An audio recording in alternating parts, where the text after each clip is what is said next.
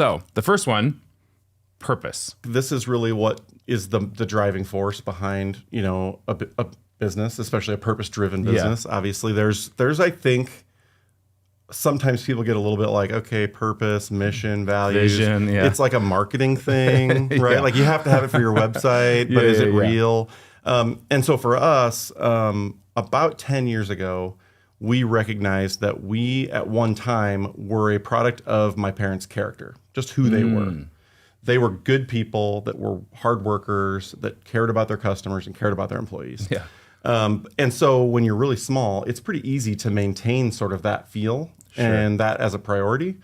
But then as you start to grow and, the more employees you get, especially when you get to a point where you can't know every single employee personally, yeah, which is like a new place we were reaching at that time.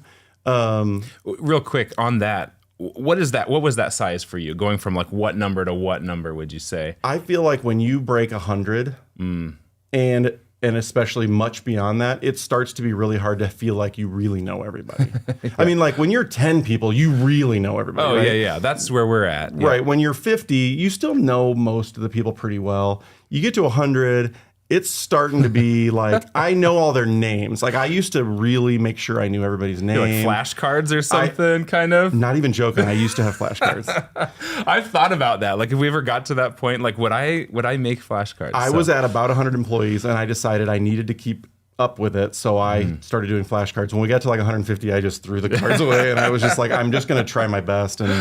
But I also realized that I have to rely on good managers to be that personal relationship person for that employee. Right. Like they're not going to be able to see that personal relationship with me, but they can have it with someone that also lives out our values and really understands who we are. Yeah. So we have to be really particular about who we would hire and who we would put in a position of leadership. Right. That they can be kind of the extended family. So instead of it being, we talk about it that way, we say at this size, we can't all be part of the same immediate family. Right. But we can be a part of the extended family. So, you may not know me personally, but you know someone that knows me personally, right? Well, full disclosure, Dan and I go to church together, and churches have to think like this all the time.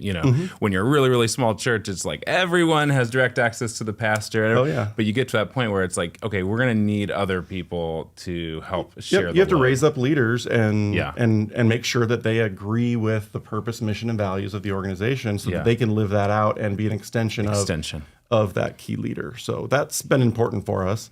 And so as we were growing, we recognized that when we were like hiring people and training them and onboarding, they didn't really naturally just go like, oh, I get it. I understand who we are. It was not as easy for that to transfer to them. And so we sat down and we said, okay, we have to figure out how to write down in actual words who we are and like what we're about and what we want people out there that are coming to work here to know about us, that's what they're signing up for. Yeah.